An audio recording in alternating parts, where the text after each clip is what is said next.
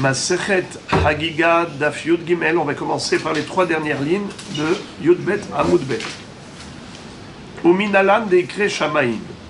La Gemara nous a décrit les 7 cieux, comme quoi il y a 7 cieux et chacun porte un nom précis, et il y en a 6 sur les 7 qui ont des fonctions, même je dirais. Et le 7e ciel, c'est celui sur lequel se trouve le Kisei HaKavod. Akadosh Baruch Hu, si on peut ainsi dire, il chevauche le 7e ciel qui s'appelle Haravot. Comme il est écrit, Solu larochev ba'aravot biyah shemo. Rendez hommage et chantez des louanges à Dieu qui chevauche Haravot et qui porte le nom de Yudke, comme on a expliqué longuement hier.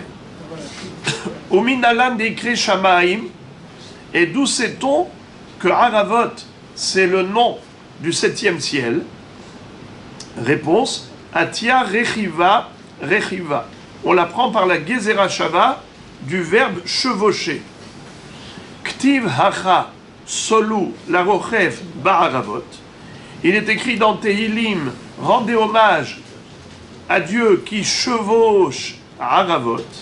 Urtivatam, et on retrouve dans la Torah, dans Parashat Vezot Abracha, Rochev Shamaim Be'ezrecha. Celui qui chevauche le ciel est à ton soutien, et ton soutien. Akadosh Baruch Hu aide Israël. Rochev Shamaim, comment Dieu est qualifié, qui chevauche le ciel. Donc comme on a trouvé dans Tehilim que Dieu chevauche à Haravot, ça veut dire que Haravot, c'est un ciel. Ensuite il est dit, Ve'hoshech, Ve'anan, Va'arafel, Mekifin Oto. Shneemar, Yachet, Hosher Sitro, Sevivotav, Sukato, Heshrat, Maim, Ave Shehakim. Qu'est-ce que ça veut dire?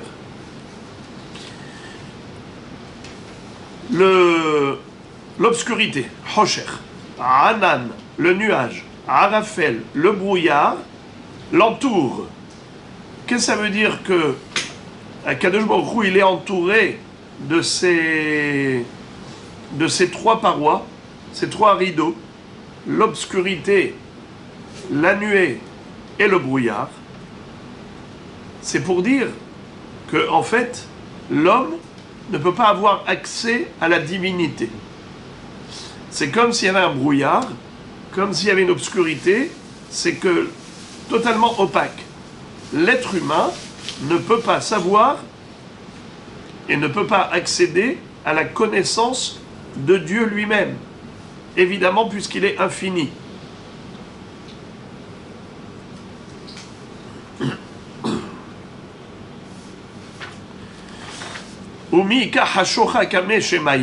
La Gemara pose la question, elle dit, est-ce qu'il est possible de dire que autour de Dieu il y a de l'obscurité? Vehaktiv, pourtant il est écrit dans le livre de Daniel, Hu gale amikta umastarta. Akadosh Baruch Hu, c'est lui qui dévoile tout ce qui est caché, tout ce qui est profond.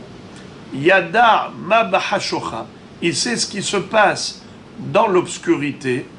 Unehora ime share. Ce qui nous concerne à nous, c'est la 3e phrase. Unehora ime share. Dieu détient la lumière. La lumière se trouve avec Dieu. Ce qui veut dire que il n'y a pas d'obscurité autour d'Hachem. Pourquoi tu as dit que il y a du Hoshech, Sevivotav? Pourtant, c'est écrit Nehora, la lumière. Ime Share se trouve avec lui. La Kashia. Ce n'est pas contradictoire. Ha Bebate Gavai, Ha Bebate Barai. À l'extérieur, il y a une paroi d'obscurité, mais à l'intérieur, c'est-à-dire avec Hachem, eh bien là-bas, il n'y a que de la lumière. Ve'amar Abaha bar Yaakov. Od rakia ehad yesh lema'ala merashi ha'chayot dirtiv udmut al rashi ha'chaya rakia ke'en ha'kerach ha'nora natouy al rashihem milema'ala. Qu'est-ce que ça veut dire? Ça veut dire que au-dessus de la tête des Hayot HaKodesh, ce sont des anges qui portent ce nom, qu'on appelle Hayot HaKodesh. Ça vient du mot Hayut. Eh bien, au-dessus, il y a encore un ciel qui ressemble au Kerach HaNora, à la glace. Si on peut donner comme ça des illustrations métaphoriques, c'est comme lorsqu'on voit la banquise, on voit comme ça des masses de glace impressionnantes. Eh bien, c'est un ciel qui paraît comme une glace qui est très blanche, qui est éblouissante, à Kerach HaNora, impressionnant ce ciel. Et ça, c'est au-dessus de la tête des Malachim qui s'appellent Hayot HaKodesh, qui sont les plus proches de la Shekhinah. Et au-dessus de leur tête se trouve ce ciel, et au-dessus de ce ciel, donc on n'a plus le droit d'en parler Bichlal, puisque l'homme ne peut pas accéder à la divinité. Donc, Ad kan yesh lecha reshut ledaber. Quand tu étudies le sujet de Maaseh Merkava, tu as le droit d'étudier uniquement jusque-là. Mikan va'ilach en lecha reshut ledaber. Celui qui essaye de s'intéresser à ce qu'il y a au-dessus de ce rakia, eh bien, il court un risque et il transgresse un interdit. Sheken Katouv Besefer Ben Sira, comme il est écrit dans le livre de Ben Sira. Ben Sira, c'était le fils, selon une version, il était le fils de Irmia Han-Navi. En tout cas, je passe sur les détails. Pourquoi est-ce qu'on l'a appelé Ben Sira? Qu'est-ce que c'est que ce nom Sira? Hersheyeh, lui, a écrit un livre dans lequel il y a énormément d'instructions très très intelligentes et très importantes. L'une d'entre elles, Bamufle mimcha al tidrosh, ou Bamechuse mimcha al tahkor, Bema shehur sheta hitbonen, en lecha esek banistarot. C'est-à-dire, tu as le droit d'étudier, d'approfondir et d'être curieux, de t'intéresser à tout. Mais attention, des choses qui sont inaccessibles et cachées, ne cherche pas à approfondir. Bema shehur sheta hitbonen. Déjà réfléchis bien et approfondis le domaine d'études qu'on t'a permis d'étudier. En lecha esek banistarot. Tu n'as rien à chercher dans ce qui est caché de toi et qui est inaccessible. Ce n'est même pas la peine de tenter. Tanya, Amar Rabbi Yochanan ben Zakkai. Maintenant, puisque on a parlé des cieux, maintenant la Gemara va nous parler de l'épaisseur du ciel et de la distance entre un ciel et un autre. Et pour nous en parler, elle va nous raconter une histoire. Tanya, Amar Rabban Yochanan ben Zakkai, Mateshuva et Shivato bat kol le oto rasha, Beshara she Amar, E'ele al bammote'av, et damme le elyon. Nabucodonosor, Nebuchadnezzar Aracha, Dieu lui a offert et lui a octroyé un empire. Il a dominé le globe tout entier. Vous vous souvenez pour quelle raison? Il avait fait 3 pas en l'honneur de Dieu quand il était un simple scribe et qu'il avait vu que le roi avait fait écrire un courrier de félicitations au roi Chizkiah HaMelech qui avait guéri miraculeusement et qui avait demandé à Dieu un signe comme quoi sa prière a été exaucée, et Akadosh Baruch Hu avait fait rebrousser le soleil, le chemin du soleil, c'est-à-dire que Le soleil, au lieu de se coucher à l'ouest, il est remonté vers l'est. Ça a eu un retentissement universel.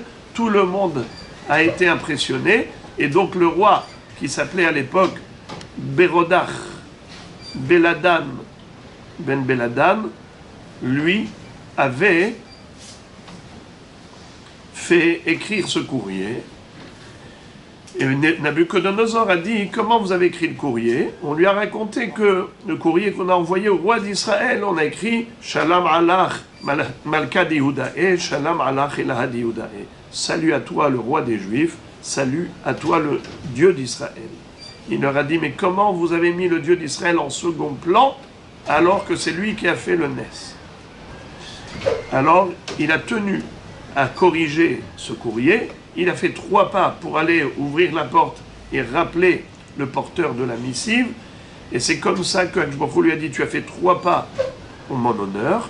Moi, je vais t'offrir 3 générations de domination sur le globe terrestre. 70 ans de Malchut Bekipa. Lui, il a régné pendant 45 ans. Son fils Evil Merodach pendant 23 ans. Et son petit-fils Balthazar, Belshazzar, pendant 2 ans. Ça fait 70 ans. Et lui, quand il a eu cette grandeur qui lui a été offerte par un Kadosh Baruch Hu, au lieu de se soumettre à Dieu et de comprendre qu'il n'est qu'une créature, il a voulu se mesurer avec le Créateur. Mais comme dit la Gemara dans Masechet Hulin, que Kadosh Baruch Hu dit que c'est la différence entre Am Israël et les Goïm. Quand Akadosh Baruch Hu donne la grandeur à un Ben Israël, il baisse la tête et il est encore plus humble devant Dieu. Comme Avraham Avinu, il a eu toute la réussite, il a dit Vanochi Afar va Efer, je ne suis que de la cendre et de la poussière. Moshe Rabbeinu, Aaron Cohen, ils ont dit Venachnuma, que sommes-nous? Alors qu'ils étaient au sommet de la réussite. Également David Amelech va dire Vanochi Tolaat Velo Ish, Herpat Adam Ubzoiram, je ne suis qu'un vermisseau, alors qu'il était le roi victorieux, glorieux. Eh bien, Nebuchadnezzar, Nabuchodonosor, ce n'était pas du tout ça. Qu'est-ce qu'il a dit quand il a vu qu'il était au sommet de la réussite? Il a dit, maintenant, je vais monter au ciel et je vais me mesurer avec Dieu. Et je vais l'égaliser. Je vais lui ressembler. Il a dit, je vais monter au-dessus d'un nuage, et je ressemblerai au Dieu suprême. Il y a une voix céleste qui a retenti en lui disant, Racha ben Beno shel Nimrod Racha. Racha, fils de Racha, petit-fils de Nimrod Racha. Alors il y a ceux qui expliquent, regardez Tosfot, Ben Beno lav davka, share kush yalad et Nimrod, velo matzinu oto Racha misera kush. Et là, al shem ma'asav, shemalach gamhu beshin'a. Tosfot disent qu'en fait il n'était pas vraiment descendant biologique, mais il était ressemblant à Nimrod. Pourquoi il ressemblait à Nimrod? Puisque Nimrod était le roi de Shinar, c'est-à-dire Bavel, et Nabuchodonosor était le roi de Bavel, Shinar. Et les deux ont eu la même idée. Nimrod, les Hamrides, pourquoi il s'appelle Nimrod? Parce qu'il a entraîné toute sa génération pour aller construire la tour de Babylone, pour aller lutter contre Dieu. Comme a dit Nabuchodonosor, je vais monter là-haut pour aller contre Dieu. Ça, c'est qu'il était Ben Beno, dans le sens où il était son fils idéologique. Alors, qu'est-ce que Akshbokhu lui a dit? Kama shenotav shel adam. Combien de temps vit un homme? Shevrim shana. Une vie moyenne, c'est 70 ans. Shenemar yeme shenotenu bahem shevrim shana veim bigvorot shemonim shana.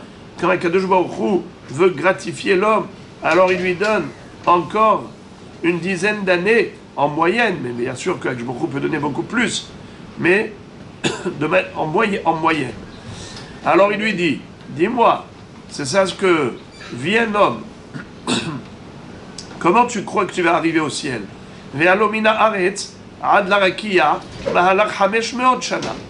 De la terre au ciel, le parcours il est de 500 ans. Donc, ça c'est juste pour arriver de la terre au premier ciel. Ensuite, l'épaisseur du ciel, Ve'ovio shel rakia, ma'alach hamesh meot shana.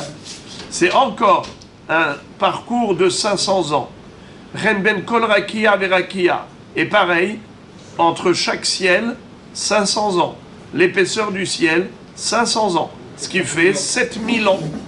Puisque entre la terre et le ciel, 500 ans. L'épaisseur du ciel, 500. 500 plus 500, ça fait 1000. Alors si on a 7 fois ça, ça fait 7000 ans. Alors combien de temps tu vis? 70 ans, 80 ans. Mais même après, au-dessus du 7e ciel, qu'est-ce qu'on a? Les Ma'ala Mehen, Hayot HaKodesh. On a ces Malachim qui s'appellent Hayot HaKodesh. C'est les fameuses Hayot que Yechezkel Hanavi a vues dans son descriptif.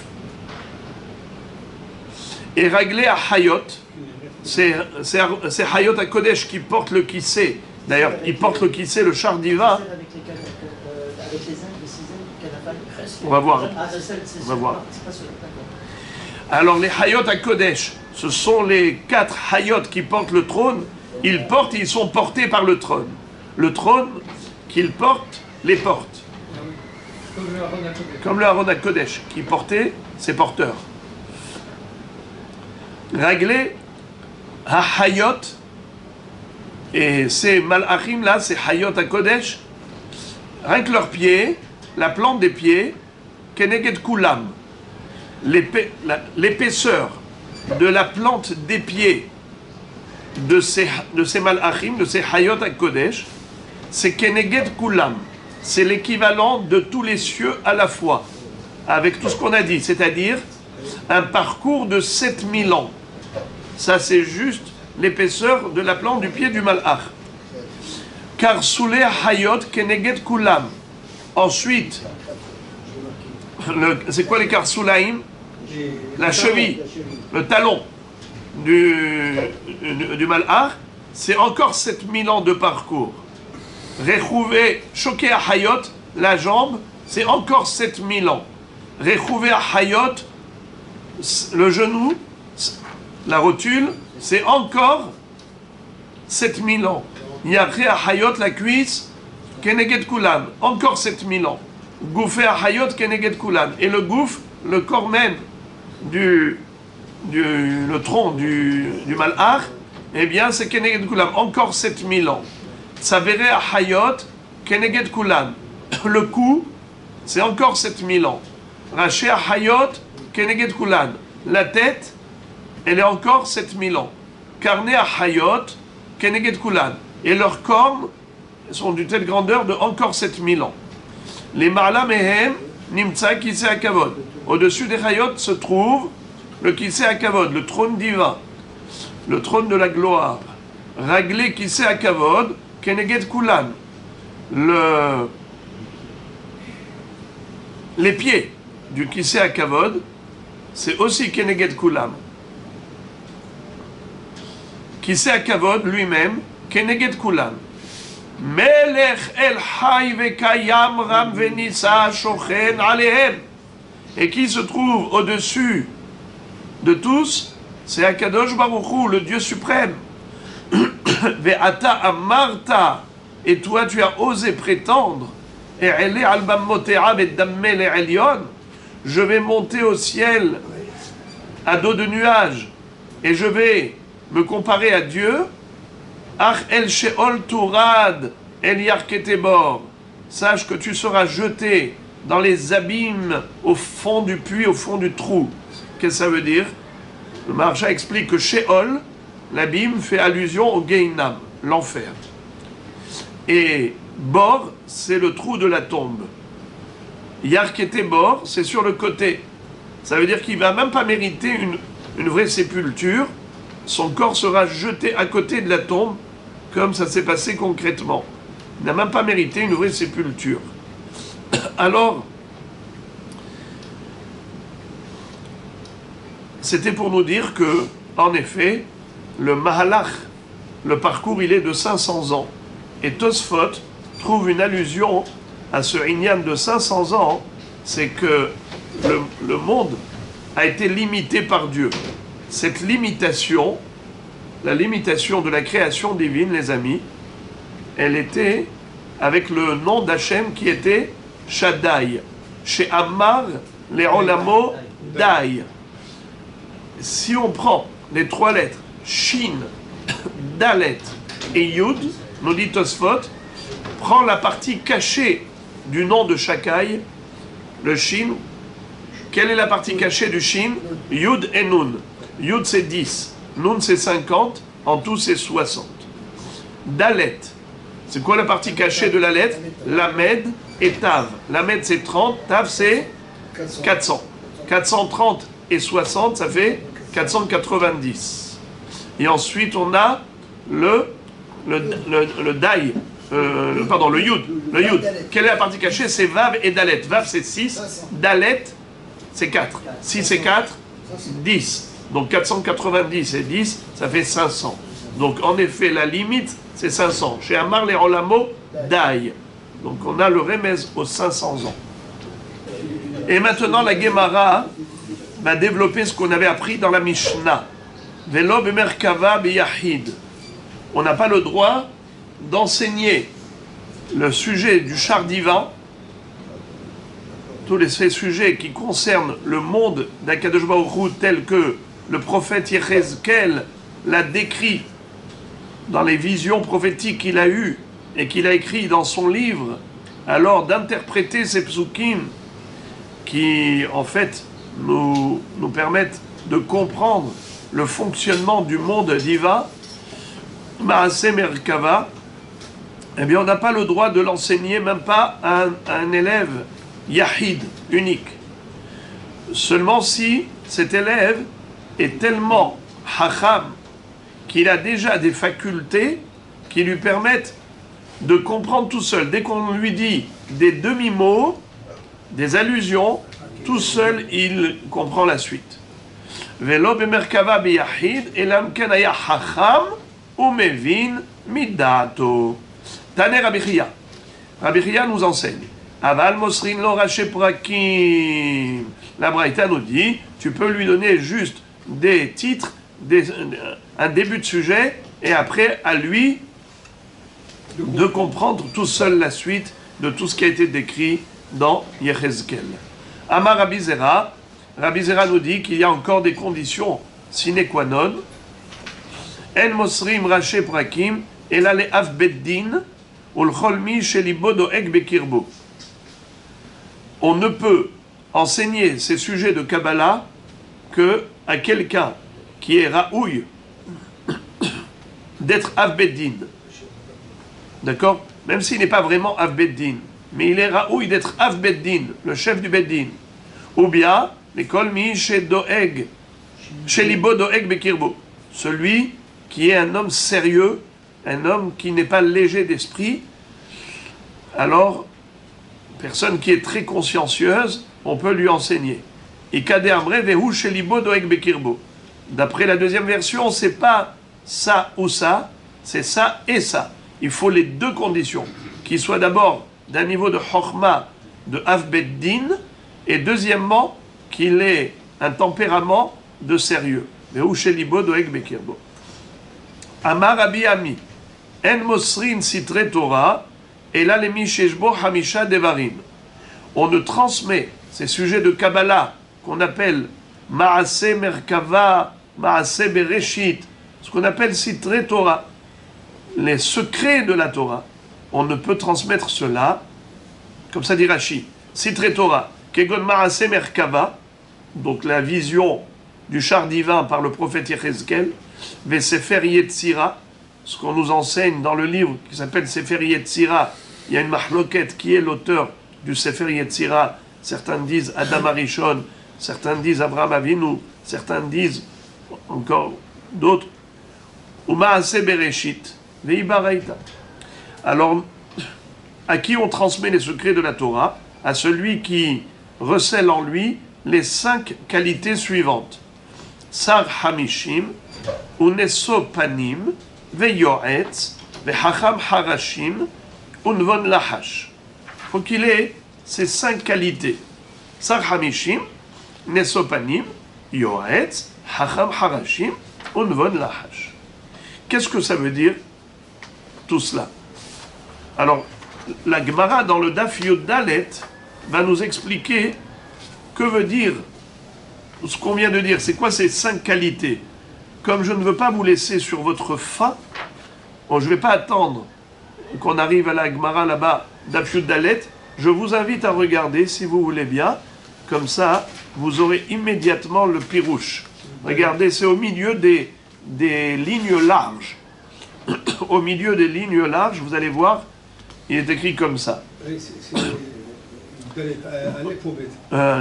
Yudalet Amoud Aleph. Vous n'êtes pas obligé de lire, vous pouvez rien qu'écouter. Sar Hamishim. Qu'est-ce que ça veut dire des chefs de 50? Al tikre Sar Hamishim et la Sar Humashim. C'est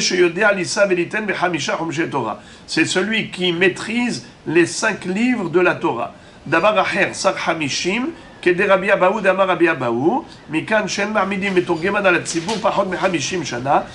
a ceux qui disent qu'il faut qu'il ait au moins 50 ans. C'est ça ce que dit Sar Hamishim. Unesopanim, zeshenosim panim le doro ba'avuro, le marla kegon Rabbi Hanina ben Dosa, ou le mata kegon Rabbi Abahu bekesar. Eh bien, celui qui est nesopanim, c'est celui qui permet de favoriser sa génération grâce à lui, dans le ciel et sur terre. Dans le ciel, ça veut dire qu'il y a dans la génération un tzaddik comme Rabbi Hanina ben Dosa, qui grâce à lui, toute la génération était nourrie. Tout le monde avait de la parnassa grâce à ce tzaddik. Alors lui, il est nesopanim, ça veut dire que là-haut, dans le ciel, Kshvorru, il gratifie toute la génération par le biais de la présence d'un tzaddik pareil. Ou nesopanim. Issa Hashem panav elecha, par le mérite de Rabbi Hanina ben Dosa, par exemple. Et aussi les matas, que grâce à lui, on est nosepanim. C'est comme l'histoire de Rabbi Abahu. Rabbi Abahu, il était très aimé dans le palais royal de Rome. Quand il arrivait, on l'accueillait avec des chants. On lui déroulait le tapis rouge. Les servantes du palais royal allaient à sa rencontre pour lui chanter l'hymne d'accueil. Elle disait de lui Rabba de Ammeh, Medabarna de Ummate, le porte-parole de sa communauté, le rave de la génération. Il était particulièrement beau, Rabbi Abahu. Il était Nesopanim. Al-Kolpanim, ça veut dire qu'il a aussi cette qualité qu'il est Nesopanim, les Marla et les Mata. Yoetz,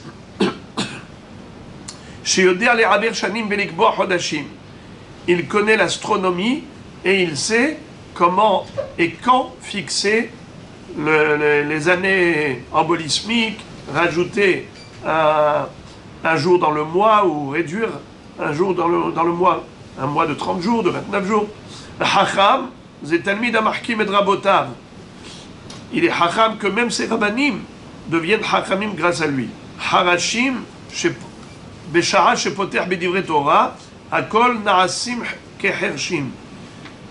Quand il prend la parole, tout le monde devient comme des muets, ça veut dire qu'on l'écoute attentivement. Menavon, Zeamevin Davar, Mitor Davar, il est intelligent, il est capable de déduction.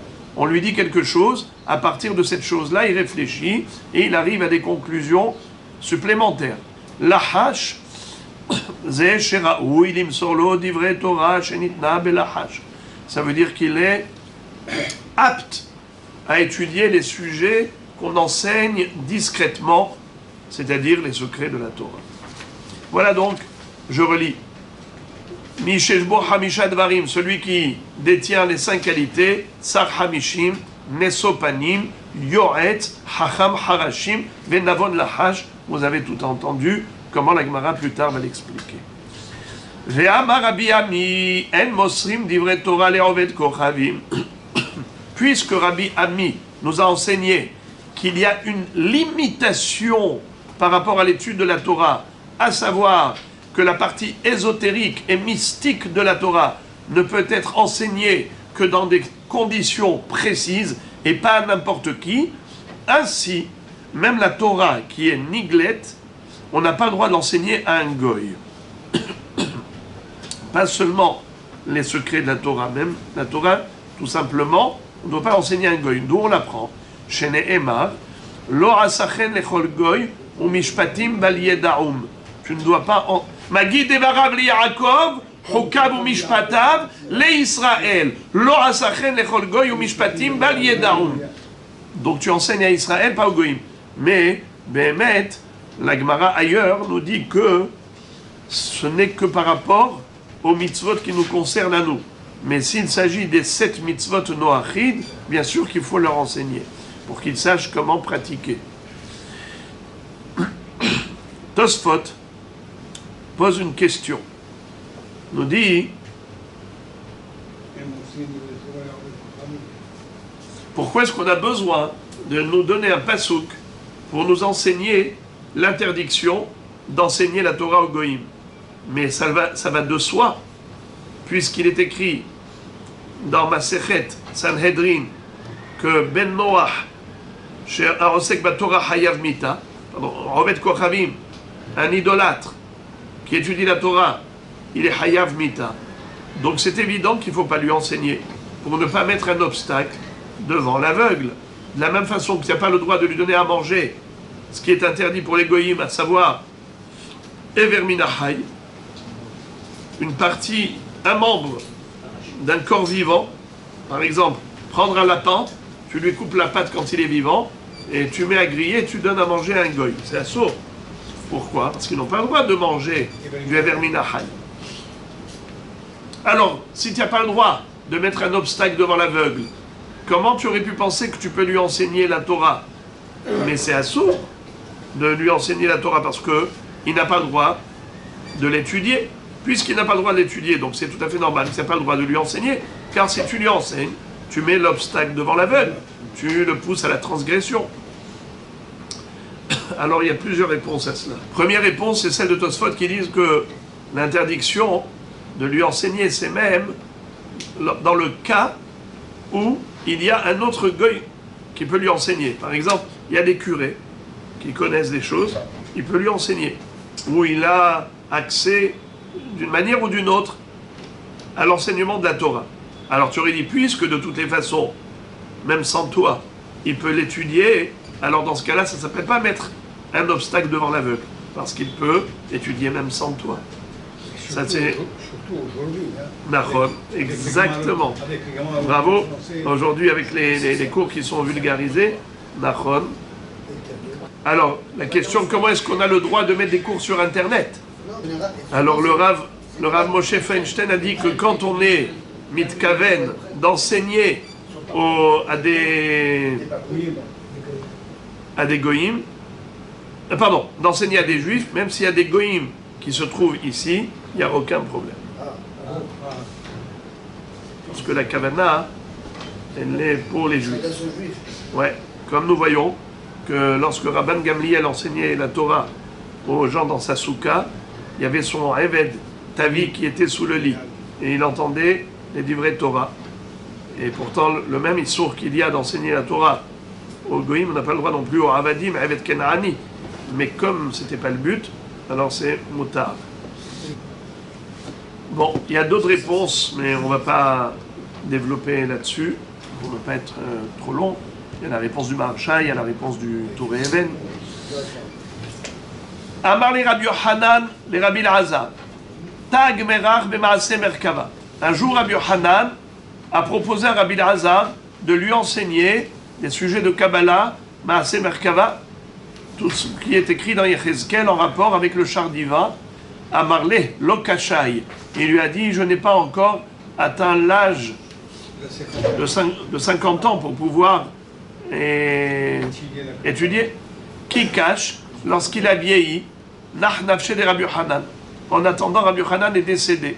Amarle Rabbi Assi, Tav et Agmerach me Maaseh Merkava. Alors Rabbi Assi lui a dit, viens, je vais t'enseigner Maaseh Merkava. Amarle Isakai Gamirta me Rabbi Yohanan Rabbach. Il lui a dit, si j'avais le Zechut, eh bien je l'aurais étudié cette Kabbalah de qui? C'est Braïtot qui parle de Maaseh Merkava et de Maaseh Bereshit. J'aurais étudié ça chez qui? Chez Rabbi Yohanan. Maintenant que je n'ai pas mérité, alors il y a ceux qui expliquent qu'il lui a dit je n'ai pas d'intérêt à étudier avec toi. J'aurais préféré le sroud d'étudier avec Rabbi Yohanan, ton maître. Ça, c'est comme ça que certains Mefarshim comprennent qu'il a voulu lui dire que je n'ai pas envie d'étudier avec toi ce sujet. Et de là, on apprend que le Inyan de la Kabbalah, comme ça explique le Maharsha, que de là, on apprend que c'est faut pas enseigner comme ça en public les Inyanim de Kabbalah. Tu vois ici que dans le Talmud, on ne parle pas de Kabbalah. Et tu vois ici que Rabbi Elazar n'a pas voulu étudier avec Rabbi Ami. Rabbi Yosef, Havagamir Maaseh Merkava. Rabbi Yosef, lui, il étudiait les sujets de Maaseh Merkava. Savait des Pumbadita, Abutanu be Maaseh Bereshit. Ça veut dire que lui, Rabbi Yosef, il maîtrisait les sujets du char divin, et les Ekenim de la ville de Pumbadita maîtrisaient les sujets de Maaseh Bereshit. Amroule, ils lui ont dit, Ligmor Lanmar Maaseh Merkava. S'il vous plaît, Rabbeinu, enseignez-nous la Kabbalah. Amar Lehu, Agmerun li Maaseh Bereshit. Il leur a dit, vous maîtrisez le sujet de Maaseh Bereshit, enseignez-moi ce que vous connaissez. Batar de Agmerun, une fois qu'ils ont terminé, Amroule, Ligmerun mar be Maaseh Merkava. Non, nous on a été gentils avec toi, on t'a enseigné ce qu'on connaissait. Maaseh Bereshit. Alors maintenant, toi, enseigne-nous Maaseh Merkava. Amar Lehu, il leur a dit, je peux pas. Tanina behu devash vechalav tahat leshonech. Dvarim ametukim midvash vechalav yu tahat leshonecha. Qu'est-ce que ça veut dire? C'est un inyanim de Kabbalah, c'est plus doux que le miel. C'est devash vechalav. Et ça doit pas être al leshonech. Et là, tahat leshonech. Ça veut dire que il a vu qu'il n'était pas apte à étudier ces sujets qui sont profonds, soit parce qu'il n'était pas du niveau de Av Beddin comme on a vu, soit parce qu'il n'avait pas encore l'âge qui correspondait. Alors il leur a dit, c'est sous la langue et pas sur la langue, je ne pourrais pas vous l'enseigner. Amroulé, Rabbi Abahu Amar, Kevasim lelvushecha, Dvarim, Shehem kivshono shel olam, iyu tahat levushecha. C'est-à-dire, si c'est écrit avec un sin, Kevasim lelvushecha, et si tu mets le point à droite, ça fait Kevashim. Et c'est quoi d'avoir kavush? Quelque chose qui est caché, dissimulé. Kevashim lelvushecha. Tu dois cacher les sujets de la Kabbalah. Tu ne dois pas les enseigner en public. Amroule, taninan behu, ad vayomer elai ben adam, amod al reglecha vadaber otach. Ils lui ont dit, on a déjà commencé l'étude. C'est pas qu'on n'a pas de notion. On a déjà étudié le début de Sefer Yechezkel, où Yechezkel, un Navi, décrit sa vision prophétique quand il a vu le char divin avec les Hayot à Kodesh, et ainsi de suite. Donc, on a déjà commencé. Continue de nous enseigner. Alors, Amar Lehu, hen maaseh merkava. Alors, il leur a dit, eh bien, dans ce cas-là, vous n'avez plus besoin de moi, puisque vous avez déjà étudié le pasuk va'ere ke'en hashmal ke'mar'e akeshet. Eh bien, c'est le sujet de Maaseh Merkava. La Gemara pose la question, elle dit, comment Rav Yosef peut dire que Ad kan Maaseh Merkava metiv, et pourtant la Braïta nous dit, Ad kan Maaseh Merkava, jusqu'où ça s'arrête? Rabbi Omer, Ad va'ere ke'en hashmal, lorsqu'il Yechezkel nous dit qu'il a vu comme l'œil du hashmal, et on verra ce que ça veut dire hashmal, surtout ne pas confondre avec l'électricité, parce qu'aujourd'hui, ils ont emprunté ce mot, ce nom, ils l'ont donné à l'électricité, parce qu'ils ne savaient pas comment définir l'électricité en hébreu. Ils lui ont donné un nom de quelque chose qui se trouve dans la Bible, à propos de Yechezkel, qui parle d'une lumière, qui est Ka'en Hashmal, on verra tout à l'heure. Le mot Hashmal, c'est la contraction de 3 mots. Alors ils l'ont utilisé malheureusement pour l'électricité. C'est malheureux, parce que on ne joue pas avec ça. Ils auraient pu l'appeler Orit ou Esh, Ishon ou je sais pas quoi, mais pas un mot qui correspond à Maaseh Merkava. Alors en tout cas, Rabbi Yitzhak Omer Ad Hashmal, jusqu'à ce qu'on arrive à ce mot, jusque là-bas, ça s'appelle Maaseh Merkava. Donc d'une manière ou d'une autre, quand Rabbi Yosef a dit Ad kan Maaseh Merkava, ça ne correspond pas à ce qu'on dit que parce que, qu'est-ce qui en ressort, d'après ce que dit Rabbi Yosef? Qu'on a le droit d'être Doresh, un Chacham Shemevin Midato, comme on avait déjà vu. Qu'est-ce qu'on avait déjà vu? Qu'on peut enseigner uniquement si l'élève, il est seul, et qu'il n'a même pas besoin vraiment d'enseignement. On lui dit des allusions, il comprend tout de suite la suite. Sinon, c'est assourd même. Alors, le Gemara répond, Ad va ere, megamrinan, mikan va ilach, masrinan racheprakim. Il dit, tu as raison. Jusqu'au pasuk de va ere keren hashmal, alors on enseigne. À partir de là, tu n'enseignes que à mi-mot, tu dis que des allusions, et à lui de compléter les titres. Ikade amre, ad va ere masrinan, racheprakim, mikan va ilach, imu hacham ou mevin midato in et ilolo. Jusque-là, jusqu'à va ere keren hashmal, on peut transmettre, mais juste des allusions. Après, mikan va ilach, s'il n'est pas hacham ou mevin midato, tu n'as pas le droit du tout de lui enseigner. La Gemara dit, midar shinan behashmal, bichlal, est-ce qu'on a le droit d'interpréter ce nom-là de hashmal? Vehaou yenuka, il y avait un jeune, des darash behashmal, venafkanura veachalte. Il y a eu un feu qui est sorti de hashmal et qui a brûlé ce jeune étudiant qui s'est mis à étudier la Kabbalah et qui n'était pas apte à cela.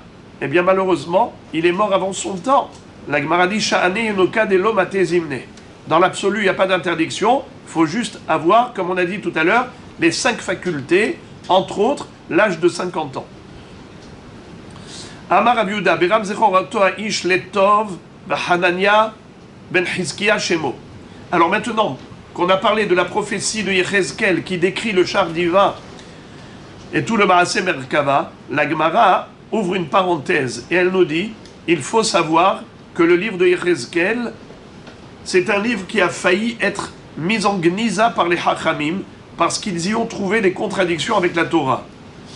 Mais grâce à un grand Hacham qui s'appelait Hanania ben Hizkiya, lui, il a interprété les psukim de Yechezkel afin que ses paroles ne soient pas en contradiction avec la Torah.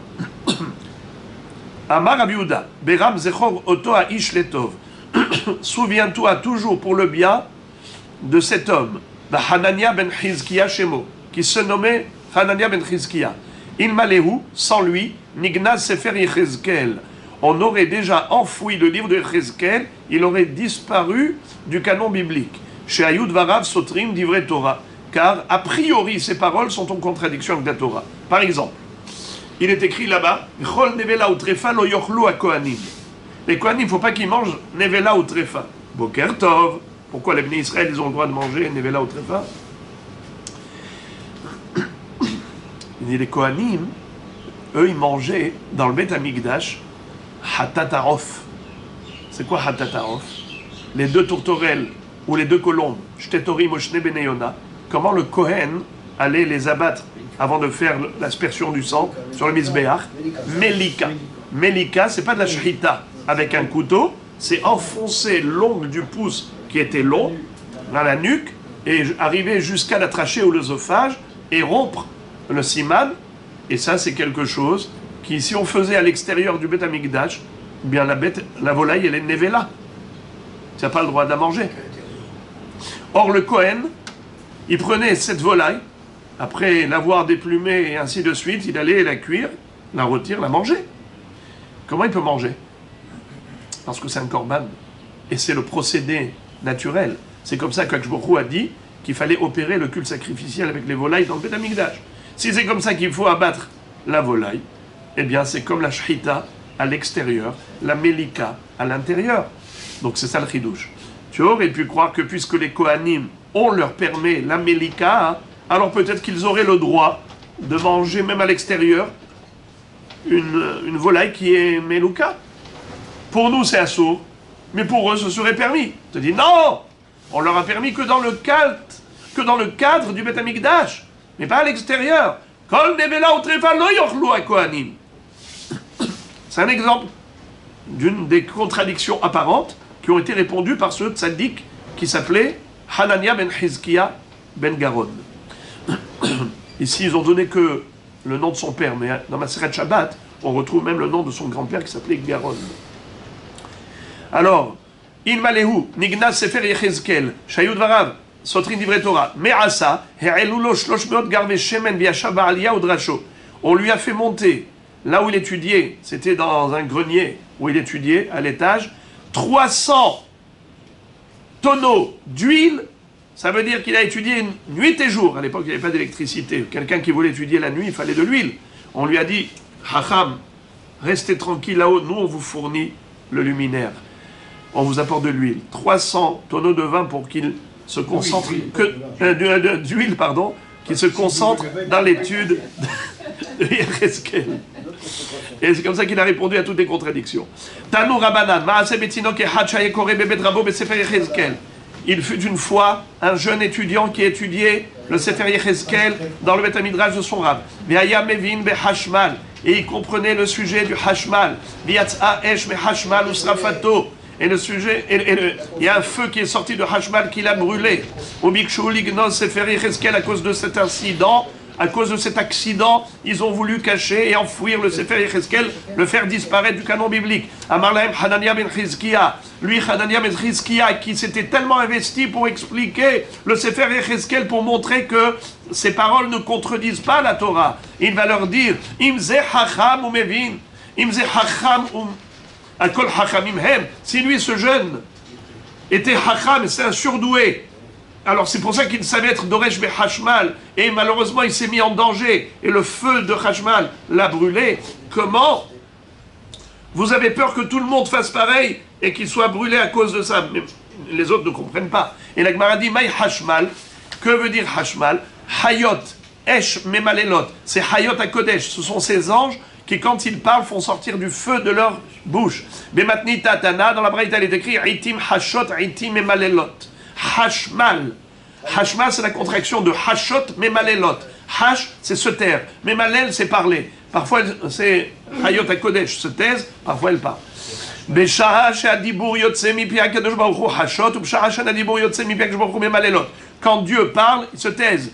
Quand HaKadosh Baruch Hu ne leur dit rien, alors c'est là qu'ils ne cessent de rendre hommage à Dieu. Memalelot. Comment on dit en araméen parler? Malil. Donc, mi-pilel ou mi-milel. Les malel, c'est des milim. Les malel. Miloul.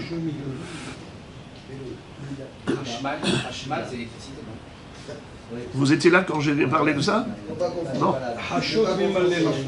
J'ai dit que malheureusement, ils ont emprunté ce mot-là pour donner un nom à l'électricité. Mais c'est malheureux. Ouais, parce qu'on parle de Maaseh Merkava, on se sert pour quelque chose de profane. Bematnita Tana, Itim Hashot, Itim Emalelot. B'shah sh'adibur yotzim piak sh'baruch hu Hashot, ou b'shah she'en adibur yotzim piak sh'baruch hu Memalelot. Ve'hayor atzov ashov, kemar eha bazak. Et il est écrit que les Hayot HaKodesh, elles courent, elles font l'aller-retour, et elles sont rapides comme l'éclair. Alors, qu'est-ce que ça veut dire? Et à Bazak, on va voir, moi je vous ai dit comme l'éclair, mais la Gemara va donner une autre explication au mot Bazak. C'est Hayot HaKodesh, elles font l'aller-retour comme Mar'e à Bazak. Maïratso Vashov, Amar Rabbi Yosef ke Ura Yotze mi pi Akivshan. Maïke Mar'e à Bazak, Amar Rabbi Yossi bar Hanina ke Ura Yotze mi ben Harasim. C'est-à-dire, vous avez déjà vu, quand on allume un bûcher, et qu'on a mis quelque chose pour empêcher les flammes de sortir, alors nous avons comme ça des trous. Les orfèvres, ils utilisaient cela pour faire fondre l'or. Ils prenaient comme ça comme une tuile qui était perforée avec des trous, et ensuite on avait le feu en dessous. Et vous voyez plutôt des flammes qui vacillent, qui crépitent, et après qui disparaissent. Il dit la même chose, c'est Hayot HaKodesh. Elle veut se rapprocher d'Ashechina, elles prennent peur, et elles reviennent en arrière. Hayot Ratzo, Vashov. Ratzo, Vashov. Comme la flamme qui monte, qui descend entre ces trous des Harasim, et qui redescend vite. Et d'ailleurs, on va voir tout de suite après, que le Nahar Dinor, il y a un fleuve de feu qui se crée avec la transpiration des Hayot HaKodesh. Les Hayot HaKodesh sont saisies de tremblements, de terreur d'Akadosh Baruch Hu, qu'elles transpirent du feu. Et ça crée un fleuve, Nahar Dinor. Et vous avez vu quelle était la taille de ces Hayot HaKodesh? Wow. Vous avez vu ça tout à l'heure, ce qu'on avait vu? Ce qui veut dire qu'Akadosh Baruch Hu est En-Sof. Donc devant le En-Sof, les plus grands êtres ne sont rien devant le En-Sof. Elles tremblent. וערב הנה רוח שערה באה מן הצפון, ענן גדול ואש מתלקחת ונוגע לו סביב, ומתוכה קרן החשמל מתוך האש. יחזקאל הנביא nous dit, et j'ai vu une roi Sehara, une tempête qui est arrivée du nord. Vecha Nazal, où est-ce qu'est partie cette tempête? Amar Yehuda Marav, Shalach lichbosh et kol haolam kulo tachat Nebuchadnezzar harasha. C'était pour aller conquérir tout le monde pour l'offrir à Nabucodonosor. Est-ce que vous vous rappelez ce qu'on avait dit tout à l'heure? Par quel mérite Nebuchadnezzar harasha a mérité d'être Molech Bekipa, lui, son fils et son petit-fils pour les 3 pains qu'il a fait l'honneur d'Hachem. Et là, on nous dit que c'est aussi pour une autre raison, c'est parce que Am Israël devait tomber entre ses mains lors de la destruction du Beth Amikdash. Il a détruit le Beth Amikdash pour pas qu'on dise que c'était un individu quelconque, alors que Baruch Hu lui a donné le summum de Malchut pour qu'on dise quand même Am Israël n'est pas tombé entre les mains de n'importe qui. Verkol kach lama shelo yomru umot haolam biyad uma shefala masar hakadosh baruch hu et banav. Pour pas que les nations du monde disent Israël c'est 3 fois rien. Ils sont tombés entre les mains de qui? D'une uma shefala, d'un peuple anodin, banal. Alors Baruch Hu il a dit non, ils sont tombés entre les mains d'une malchoute importante. Amar hakadosh baruch hu mi garam li shehiye shamash le'ovdei pesilim avonotehem shel Israël hem garmuli. Ça veut dire que Akadosh Baruch Hu, en quelque sorte, entre guillemets, était au service de Nabucodonosor pour lui offrir tout ça, pour conquérir le monde pour lui.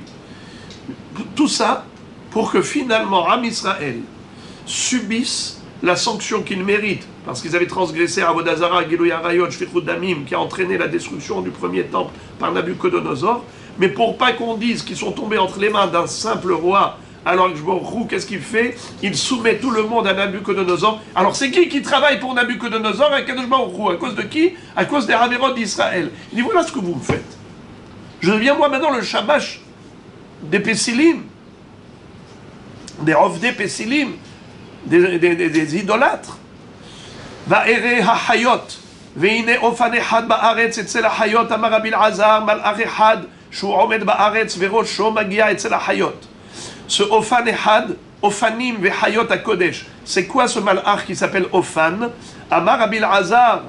Rabbi Elazar dit que cet ange-là, il est extrêmement gigantesque. Ou Omed Ba'aretz, il est debout sur terre, et sa tête, elle atteint quoi? L'Orakia Elyon, le 8e ciel qu'on avait vu, n'est-ce pas? Qui est Etzel HaHayot. Parce qu'on avait vu qu'au-dessus du 7e ciel, on avait les Hayot HaKodesh, le Kisei HaKavod, et ainsi de suite, Rochev Aravot. Mais au-dessus de la tête des Hayot HaKodesh, encore un Rakia, qui est un Akera Hanora, comme la glace qui est blanche et qui est éblouissante par sa blancheur, impressionnante, et on nous dit que ça c'est la limite. C'est même les Hayot HaKodesh, elles arrêtent là, stop. Eh bien, au-dessus de cela, on n'a plus le droit de se poser de questions, qu'est-ce qu'il y a au-dessus de ce ciel? Eh bien, on nous dit comme ça, que le Ophan, sa taille elle est depuis Eres jusqu'à Hayot à Kodesh. Bematnitatana sandalfon shemo. Agavua mehavero malach hamesh meot shana. Ve'omed me'achore amerkava ve'kosher ktarim lekono. Celui-là, il porte le nom qu'on vient de dire maintenant. Et lui, il est kosher ktarim lekono. Il est derrière le char céleste. Et il est plus grand que l'autre malach de Mahalach 500 ans. Un parcours de 500 ans. Et il est derrière le char divin. Et il attache des ktarim, des couronnes à son Dieu. Et comment il peut attacher des couronnes à son Dieu ve'active, Baruch Kevod Hashem imekomo, Miklal de Mekomo le Kadei Adale. Ça veut dire que si les Malachim disent Baruch Kevod Hashem imekomo, ça veut dire qu'eux-mêmes ne savent pas où se trouve Dieu. Alors comment on peut dire qu'il attache des couronnes à Dieu, ce Malach-là? Réponse. De Amar Shem Atagga ve'azal biyativ bereshe. Lui, il fabrique la couronne, et avec un nom d'Akadosh Baruch Hu, la couronne, elle va d'elle-même, et elle va à la tête d'Akadosh Baruch Hu. Mais lui, le Malach, ne peut pas savoir où est Hachem. C'est impossible, même pour cet ange qui est le plus proche d'Hachem. Amarava, Kol Shera Yechezkel Ra Yeshaya. Behemet, tout ce que nous a décrit Yechezkel dans sa prophétie du char divin, Ishaya Navi aussi l'a vu. Seulement, lui s'en est émerveillé, pas Ishaya. Les Maï Yechezkel Domé, les Ben Kfar Shera et Amelech, ou le Maï Ishaya Domé, les Ben Krach Shera et Amelech. Le niveau de prophétie de Ishaya était supérieur au niveau de prophétie de Yechezkel Navi. Et c'est ce qui fait la différence. Pourquoi Ishaya parlait de manière naturelle, sans émotion, alors que Yechezkel Navi, quand il commence à introduire le sujet, et il a dit Nahar Kevar, il est en train de s'extasier. Il dit parce que lui, il ressemble à un villageois qui pour la première fois voit le roi dans son palais. Quel émerveillement! Alors que Ishaya Navi, lui, il était habitué à toutes ces visions prophétiques. Donc c'est pour cela qu'il a, en fait, il a vu tout ça. Seulement, il ne s'est pas exprimé avec autant d'émotion. Vous savez que Ishaya Navi avait une double dose de prophétie. Entre Moshe Rabbeinu et tous les prophètes, il y a le niveau intermédiaire, c'est celui des Ishaya. Moshe, Ishaya et tous les prophètes. Pourquoi? Ishaya, il n'était pas prophète au début, mais il entend une voix au Beth Midrash qui dit Mi yelech li etzel banai. Qui est d'accord d'être mon porte-parole pour aller voir mes enfants? Ishaya va dire Ani elech. Moi je veux bien. Je lui dis mais tu ne sais pas à qui tu as affaire. Banai tarhanimhem sarvanimhem. Mes enfants ils sont durs à gérer. Ils se plaignent tout le temps. Et je leur ai envoyé Amos, ils l'ont appelé espèce de fou, un abruti. Ils l'ont appelé Meshuga Isharouah. D'autres. Et chacun a été critiqué. Ils se moquaient des prophètes. Eh bien, tu veux quand même y aller? Il lui a dit, je veux y aller. Ve'eni kedai. Alvaï, je ne suis même pas digne de ça. Il lui a dit, Gabi natati les makim ou le hayai les mortim. Je donne mon dos aux frappeurs et mes joues aux griffeurs. Alors je me lui dis dans ce cas-là, tu auras une double dose de prophétie. C'est pour ça qu'il dit Nahamu, Nahamu, Ami. Tout est en double chez Ishaya. Donc, ce qu'a vu Yechezkel, Vadaï l'a vu Ishaya. Seulement, Ishaya était tellement familier avec la prophétie qu'il ne s'est pas exprimé avec autant d'émotion que Yechezkel. Oui. Bien sûr. C'est exactement cet temps pour Médiocre, exactement. Amarish Lakish, Maïdirti va Shira Lachem ki ga'o ga'a. Shira lemi shemit ga'e ala ge'im. D'Amar mort. Que veut dire je vais chanter une louange à Dieu, lui rendre hommage parce qu'il est supérieur au supérieur. Ga'o ga'a. Il est majestueux et sa supériorité, elle est au-delà de tous ceux qui sont supérieurs. C'est qui les supérieurs? D'Amar mort, Melech Sheba Hayot Ari. Le roi des bêtes sauvages, c'est le lion. Melech Sheba Behemot Shor. Le roi des animaux domestiques, c'est le bœuf. Melech Sheba Ofot Necher. Le roi des oiseaux, c'est l'aigle. Ve'adam mitga'e alehem. Et l'homme, il est supérieur à tous ces êtres. N'est-ce pas? C'est qui domine les animaux? L'homme. Yakadosh Baruch Hu mitga'e al kulam. Ve'al kol ha'olam kulo. Yakadosh Baruch Hu, il est au-dessus de l'homme et au-dessus de tous. Pour ça qu'il s'appelle comment? Melech, Malché, Hamelachim, Akadosh Baruch Hu. Ça veut dire que le Kisei HaKavod, dans le Kisei HaKavod, on a les quatre faces. La face de l'homme, la face du lion du taureau et de l'aigle, ce qui veut dire que tout cela, ce sont des melachim, mais il est melech, malché ha-melachim, akadosh baruch hu.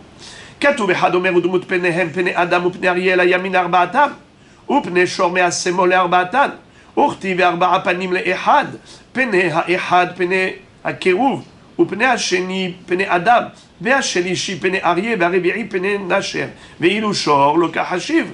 Qu'est-ce que ça veut dire?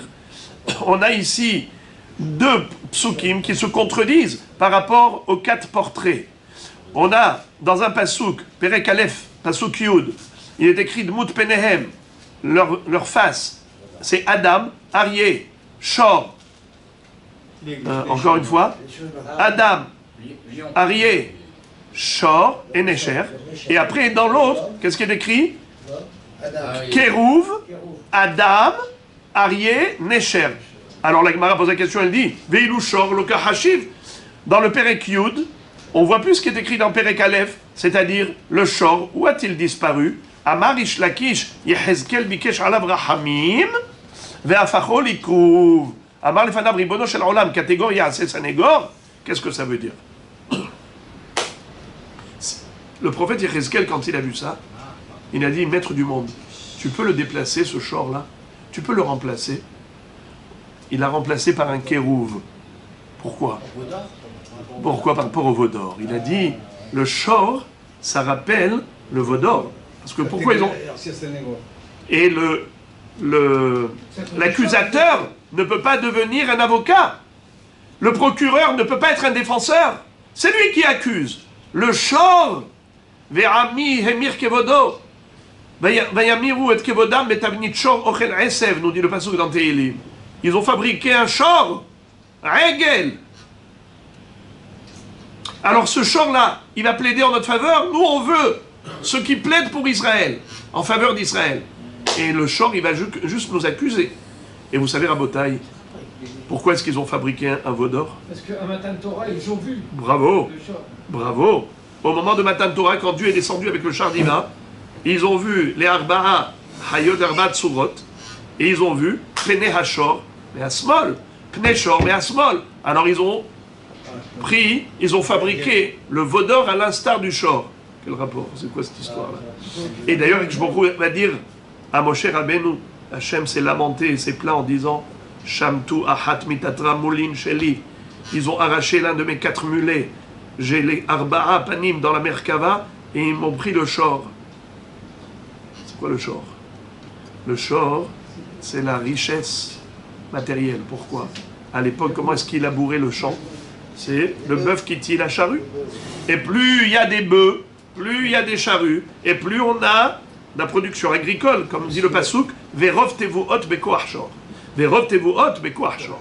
La masse de récolte, elle vient en fonction de la force du bœuf. À l'époque, c'était le bœuf qui était, on va dire, à l'origine de cette richesse agricole. Aujourd'hui, il y a d'autres façons de gagner de l'argent. Mais en tout cas, c'était cela ce qu'ils ont voulu. Ils ont dit, on veut l'autonomie dans la Parnassa, dans le sens où on ne veut pas que ce soit toujours dépendant de Hasdé Hashem, dans le sens où le Shor, il est Kashur au Kisei à Kavod. Ce ne sont que des formes. Ce ne sont que des formes. En quel rapport il a changé en Krouvim? Parce que, soi-disant, il allait plaider contre nous ou pour nous. Pourquoi l'aigle ou le lion, qui sont sur les autres côtés, ils plaident pour nous? Excellente question. Bravo. C'est que, en fait, Akadosh Baruch Hu, il a créé tous les oiseaux, les animaux, pour qui? Pour l'homme. Pour l'homme, bravo.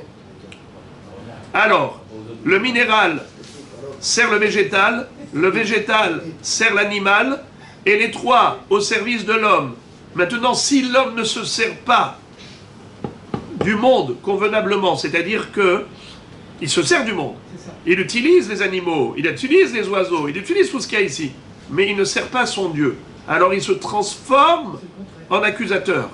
Si eux, ils arrivent à leur tikkun, on s'explique. Quand un homme mange du végétal, un homme mange de l'animal, un homme se sert de toutes les créatures de ce monde, elles arrivent à leur tikkun. C'est quoi le tikkun? C'est que finalement, elles n'ont été que les moyens indirects pour que l'homme puisse servir Dieu. Donc, toute la bria arrive à sa matara, à son objectif. Mais si l'homme ne remplit pas son rôle vis-à-vis de Dieu, alors tout le monde est déçu. Ils se transforment tous en accusateurs. Alors maintenant, qu'est-ce que va faire Yahezkel al-Navi? Il a transformé Maï Kérouv. Ok, le shor s'est transformé en Kérouv. Maï Kérouv. Amarabia Baou Keravia. Sheken Bebavel Korim Meinuka Ravia. Le mot Kérouv, c'est comme Ravia. Comme un Rouv, comme un Ravia. Amar les Rav Papa les Abaye la Merata Dirtiv Pene Had Pene Kérouv. Pene Hacheni Pene Adam. Vershlishi Pene Ari. Ververi Pene Nacher. Aïnou Pene Kérouv. Aïnou Pene Adam. Dans ce cas-là, si tu me dis que Kérouv, ça veut dire un visage d'enfant. Un enfant, c'est un être humain. Adam, c'est un être humain, donc c'est pareil. Il lui a dit Apéra Brévé, Apézoutré. Tu as raison. Seulement, il y a un visage d'enfant qui est petit et un visage d'adulte. Katouvé Had Omer Sheshkenafaim, Sheshkenafaim Lehad. Ve Katouvé Had Omer Verba Panim Lehad, Verba Kenafaim Lehat Lahem. Contradiction. Une fois tu me dis que les anges ils ont 6 ailes, une fois tu me dis qu'ils ont 4 ailes. La kashia, kan bizman shevet amigdash kayam, kan bizman shen bet amigdash kayam, ki biachol shenit maratu kan fe hayot. Les ailes des hayot à Kodesh ont été réduites, sont passées de 6 à 4. Reminayu im'ut, lesquelles ailes ont été réduites après la destruction du temple. Amarav hanan el amarav, otan shamrot shira bahem. Ce sont les ailes avec lesquelles les anges chantent. Parce que les anges, ils ne parlent pas. Les anges, c'est avec leurs ailes qu'ils parlent. Ils n'ont pas de bouche. Ubishtaim yarofef, il est écrit Ktiv acha ubishtaim yarofef vekarazel zeve amar. Ça veut dire quoi? Dans le passouk, il est écrit que Bishtaim yichase panav, Bishtaim yichase raglav, ubishtaim yarofef. Et dans le passouk d'après, qu'est-ce qu'il est écrit? Vekara zel zeve amar, kadosh, kadosh, kadosh, Hashem tsebaot. Ce passouk de Hayot HaKodesh, il est fait avec quelles ailes? Il est exprimé avec quelles ailes? Les ailes qui volent. Urtiv, ataif, enechabo, ve'enenu. Alors maintenant, verabananamre. Ça veut dire quoi ve'enenu? Ça veut dire quoi ve'enenu? Ataif, enechabo, ve'enenu. C'est les 2 ailes avec lesquelles ils volent qui ont disparu. Enenu. Après la destruction du temple. Verabananamre, otan shemechasot bahem raglehem, shenemar veraglehem regel yeshara, ve'ilav deim'ut minna havayada. Et Rabbanan disent que en fait, c'est les ailes d'en bas, celles avec lesquelles il couvrait les pieds, parce que c'est écrit Bishtaim Yichase Raglav. Or, Yechezkel, il a vu les Raglaim. Comment il a pu voir les Raglaim? S'il a pu voir les Raglaim, c'est qu'elles étaient découvertes. Comment elles étaient découvertes? Parce que après la destruction du temple, ces 2 ailes ont été coupées. Dilmaï, Deglai, Vehaziale, qui te dit qu'ils ont été coupées? Peut-être que c'est juste qu'elles ont ouvert, il a pu les voir. Deilotema Achi, Udmut Penem, Pene Adam, Achinami Dimut. Alors comment il a pu voir Pene Adam, s'ils ont des ailes, Bishtaim Yichase Panav, et là, Vadaï, qui les ont ouvert les ailes, il a pu voir. Et là, Diglaï Haziale, Achanami Diglaï Haziale, la Gemara dit, Achi Ashta, Bishlama Peora Hara, les Galouye Kamerabe, car elle Avora Hara, les Galouye Kamerabe. Encore le visage, on peut le découvrir, et Yehezkel a pu le voir, parce que c'est pas joli de voiler son visage devant son maître, devant Akadosh Baruch Hu. Mais par contre, les pieds, c'est pas joli de se tenir devant le roi, devant Hachem avec ses pieds, donc c'est normal qu'ils cachent leurs pieds. Alors à Botaï, je vais m'arrêter là. Je voudrais juste vous faire part d'un pirouche du Gaon de Vilna qui dit que quand on prie à Moussaf, on demande à Kadosh Baruch Hu de construire le Beth Amikdash. Qu'est-ce qu'on dit? Samechenu betikuno, harenu bebinyano, samechenu betikuno. La chef Shechinatra les Toro. Et après ça, on va dire Galé, Galé Kevod Malchutecha Alenu Mehera. Galé Kevod Malchutecha Alenu Mehera. Vofa Binase Alenu Le'ane Kol Chai. Karef Pezurenu Miben Agoim. Unfutsenu Kanes Yarkedaret. Alors, Rabota, écoutez ça, c'est trop beau. Galé Kevod Malchutecha Alenu Mehera. On a dit que les malachim ne parlent pas avec la bouche, ils chantent avec les ailes. Il y a en fait 6 ailes. Chaque aile dit un mot. Baruch, Shem, Kevod, Malchuto, Leolam, Vaed.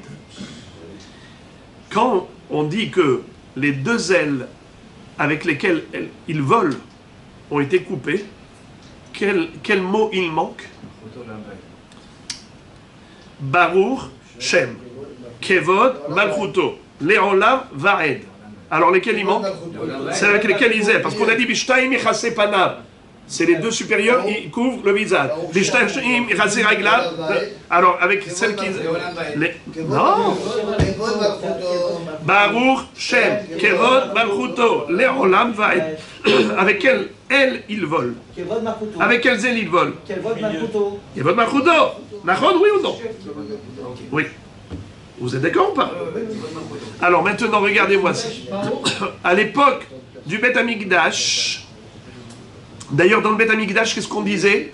Quand on entendait le nom divin du Kohen Gadol, Vea Kohanim, Vea Hamaomdim, Ba'azarak, Shayu Shomim, Shema Meforaj, Yotzim Kohen Gadol, Ayu Mishtachavim, Veomrim, Baruch Shem Kevod Malchuto Leolam Vaed. Maintenant, regardez ce qui s'est passé après la destruction du temple. Les ailes, les anges ont deux ailes en moi. On a dit les ailes avec lesquelles, qu'est-ce qu'ils disent? Kevod Malchuto. Donc, Baruch Shem Leolam Vaed. Mais il n'y a pas de Kevod Malchut. La royauté divine, elle a été réduite. La gloire d'Akadosh Baruch Hu dans ce monde n'est plus reconnue. Parce que quand il avait sa place ici sur terre, la maison, Beth Amikdash, la résidence divine, Kevod Malchuto. Alors qu'est-ce qu'on dit à Akadosh Baruch Hu? Elokeinu. Galé, Kevod Malchutecha Aleinu Mehera. Quand on dit Bene Betra Kebatehila, Bene Betra Kebatehila. Bene Betra Kebatehila, Harenu Bevinyano, Samechenu Betiguno, et ainsi de suite, Shiv Shechinatra le Toro. Et après on dit Galé Kevod Malchutecha Aleinu Mehera. Grâce au retour de la Shechina, les Malachim auront les deux ailes supplémentaires qui ils pourront chanter Baruch Shem Kevod Malchuto Leolam Vaed. Alors Galé Kevod Malchutecha. Le Kevod Malchut, dévoile-toi afin qu'ils puissent chanter convenablement Kevod Malchutecha.